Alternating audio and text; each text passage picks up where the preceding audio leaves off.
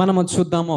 మరియు దేవుడు, నేను సర్వశక్తి గల దేవుడను, నీవు ఫలించి అభివృద్ధి పొందుము, జనముల సమూహమును నీ వలన కలుగును, రాజులను నీ గర్భవాసమున పుట్టెదరు, నేను అబ్రహామునకు ఇస్సాకునకును ఇచ్చిన దేశమును నీకు ఇచ్చేదను, నీ తర్వాత నీ సంతానమునకును ఈ దేశమును ఇచ్చేదనని అతనితో చెప్పెను. చాలండి, ఇక్కడ మొట్టమొదటిగా మనం చూసాం ప్రియులరా, అబ్రహాముతో దేవుడు మాట్లాడుతున్నాడు, నేను సర్వశక్తి గల దేవుడని. ఇక రెండవ సందర్భానికి వచ్చేసరికి ఇస్సాకు యాకోబుతో చెప్తున్నాడు, నా దేవుడు సర్వశక్తి మంతుడని. ఇక మూడవ సందర్భానికి వచ్చేసరికి దేవుడు యాకోబుతో చెప్తున్నటువంటి మాట, నేను సర్వశక్తి గల దేవుడని. ఈ మాటలన్నీ కూడా నేను వివరిస్తాను, స్పష్టంగా ఈ మాటలు విందాము. అప్పటికి యాకోబు యొక్క పరిస్థితి ఏంటంటే, వాళ్ళ కుటుంబం అంతా కూడా సెటిల్ అయిపోయింది. యాకోబు అంతా కూడా సమృద్ధితో చక్కగా అన్ని కూడా ఆస్తిపాస్తులతో యాకోబు సెటిల్ అయినటువంటి తర్వాత నామకార్థ జీవితం అనేటటువంటి కుటుంబంలో వచ్చేసిందండి. యాకోబు యొక్క కుమార్తె మీ అందరికీ కూడా తెలుసు కదా. యాకోబు యొక్క కుమార్తె అయినటువంటి దీనా ఒక రోజున ఆ ప్రాంతంలో అంతా కూడా చూద్దామని, ఒక రోజున ఆ ప్రాంతంలో ఉన్నటువంటి తన స్నేహితురాలను కలుసుకుందామని ఆ యొక్క ప్రాంతంలో నడుచుకుంటూ వెళ్తుంటే, అదే ప్రాంతంలో ఉన్నటువంటి ఒక యవన బిడ్డ ఆ యొక్క దీన మీద మనసు పడి, ఆ దీన మీద కన్ను వేసి ఆమెను చెడిపి వేసి, ఆమె జీవితాన్ని నాశనం చేసి, ఆమె జీవితాన్ని అంతా కూడా పాడు చేసినటువంటి వ్యక్తిగా మనం చూస్తున్నాము. ఎప్పుడైతే పాడు చేసి జరిగిందో ఆ సమయంలో ఏడ్చుకుంటా, చింపిరి జుట్టు వేసుకొని పరిగెత్తుకుంటా ఆ తండ్రి దగ్గరికి వెళ్ళిపోయి, నా తండ్రి ఇదిగో పలానా ప్రాంతంలో నేను చూడటం కోసం వెళ్ళినప్పుడు ఆ ప్రాంతంలో ఉన్నటువంటి ఒక యవన పరుచువాడు నన్ను ఈ విధంగా పాడు చేసాడని చెప్పినప్పుడు ఆ యొక్క యాకోబు భక్తుడు కృంగుదల్లోకి వెళ్ళిపోయినట్లుగా మనం చూస్తున్నాము. అరే ఇదేంటి, మనం ఈ ప్రాంతానికి మనం రావటం ఏంటి, నా కుమార్తె అయినటువంటి నీవు ఈ ప్రాంతంలో ఉన్న ప్రజలను చూడటానికి వెళ్ళటం ఏంటి, ఈ ప్రాంతంలో చూడటానికి అసలు నేను బయటికి వెళ్ళటం ఏంటి, నువ్వు బయటికి వెళ్ళినప్పుడు ఇదిగో ఎవడో ఒకడు వచ్చేసి నిన్ను పాడు చేయటం ఏంటి ఈ పరిస్థితి అన్నటువంటి దిగులుతో, అన్నటువంటి కృంగుదల్లో, ప్రతికూలతల్లో ఉన్నటువంటి యాకోబు భక్తుడు ఆ యొక్క విషయం చిన్నగా తన యొక్క అన్నలందరికీ కూడా తెలిసిపోయిందండి. అప్పటికే తన అన్నలందరూ కూడా పొలంలో ఉన్నటువంటి సమయంలో పొలంలో ఉన్నటువంటి యొక్క సహోదరులకి వార్త వినబడింది.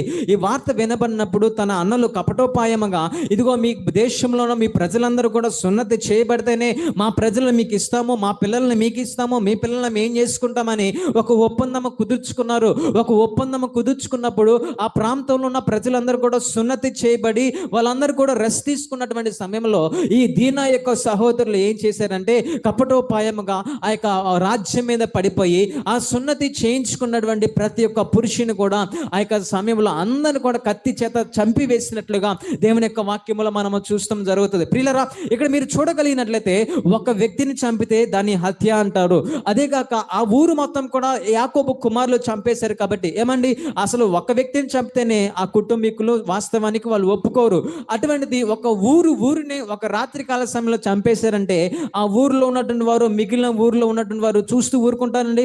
ఎవరు కూడా ఊరుకోరు. ఎలాగైనా సరే ఈ యాకోబు యొక్క కుమారుని చంపేయాలని వాళ్ళు ఆలోచన చేస్తారు. కనుకనే ఈ ఆలోచన వాళ్ళు చేసుకోబోచే ముందుగా ఈ యాకోబు భక్తుడికి భయం అనేటటువంటి స్టార్ట్ అయింది. అరే ఇదేంటి, ఎక్కడ లేనిపోయిన సమస్య నాకెందుకు వచ్చిందిరా బాబు, నా కుమార్తె ఈ దేశాన్ని చూడటం వెళ్ళడం ఏంటి, నా కుమార్తె ఈ ప్రాంతంలో ఉన్న ప్రజలను చూడడానికి వెళ్ళడం ఏంటి, ఎవడో వచ్చి నా కుమార్తెను పాడు చేయడం ఏంటి, నా కుమారులు వెళ్ళి ఇదిగో ఆ ప్రాంతంలో ఉన్నటువంటి అదిగో ఆ గ్రామంలో లేదా ఆ యొక్క ప్రాంతంలో ఉన్న ప్రజలందరూ చంపివేయటం ఏంటి నా పరిస్థితి, నా కుమారులను చంపివేస్తారు, నా కుమారులకి నేను బ్రతకనివ్వరు, నా కుమారులు కత్తి చేత హతమవుతారు, దానికంటే ముందుగా అన్ని కూడా పేక ముర్ర మొత్తం కూడా సర్దుకొని ఈ దేశాన్ని, ఈ ప్రాంతాన్ని విడిచిపెట్టి వెళ్ళిపోవాలని అంత కూడా సర్దుకొని ఒక ప్రాంతానికి వచ్చేసాడండి.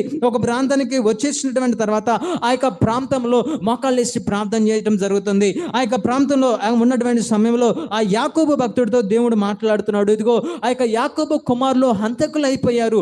యాకోబు కుమారులు హంతకులు అయిపోయినటువంటి సమయంలో నామకార్థం అనేటటువంటి వాళ్ళకు వచ్చేసింది. అప్పటి వరకు దేవుళ్ళు జాగ్రత్తగా ఉన్నటువంటి వాళ్ళ జీవితంలో ఆ సమయంలో నామకార్థమైన భక్తి వారిలో వచ్చినట్లుగా మనము చూస్తున్నామండి. వారిలో ఒక భయం మొదలైంది. ఎందుకంటే యాకోబు యొక్క కుమారులు హంతకులు అయిపోయారు. యాకోబు యొక్క కుమారులు ఏం చేశారంటే హత్యలు చేశారు. ఒక్కర్లు కాదు, ఇద్దరిని కాదు, టోటల్గా ఊరిని వారు ఏం చేశారంటే చంపివేసినట్లుగా వాక్యం మనకి స్పష్టంగా తెలియజేస్తుంది. ఆ భయంతో ఇక యాకోబు తన కుమారుడితో కలిసి వెళ్తున్నటువంటి సమయంలో అప్పుడు దేవుడు మాట్లాడుతున్నాడు. ఏమన్నా తెలుసా? మరియు దేవుడును నేను సర్వశక్తి గల దేవుడను నీవు ఫలించి అభివృద్ధి పొందము, జనమును జనముల సమూహమును నీ వలన కలుగును, రాజులను నీ గర్భవాసమున పుట్టెదరు. దేవునికి స్తోత్రము.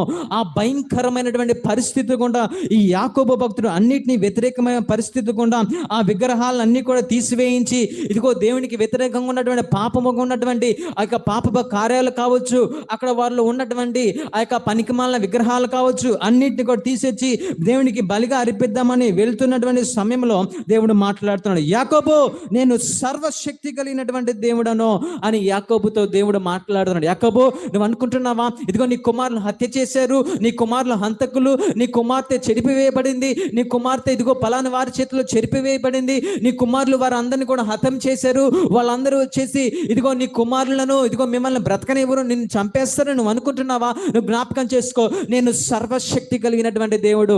ఎట్టి పరిస్థితుల్లో కూడా ఇదిగో ఆ దేశంలో ఆ ప్రాంతంలో ఉన్న వారు నీ కుమారులను నిన్ను హతమ చేయరు. నేను నిన్ను దీవించున్నాను, నేను నిన్ను ఆశీర్వదిస్తున్నాను, నీవు ఫలించి అభివృద్ధి పొందము, జనములను జన సమూహమును రాజులను నీ గర్భవాసమున పుడతారని యాకోబు భక్తుని దేవుడు ఆశీర్వదించండి. పుట్టలేదా? యోషేబు అనేటటువంటి ఒక గొప్ప ప్రధానమంత్రినే దేవుడు ఈ యొక్క గర్భవాసం నుండి పుట్టించినట్లుగా దేవుని యొక్క వాక్యంలో మనం చూస్తున్నాం. అప్పుడే ఆ యొక్క ప్రాంతానికి బేతేల్ అనేటువంటి పేరు పెట్టడం జరిగింది.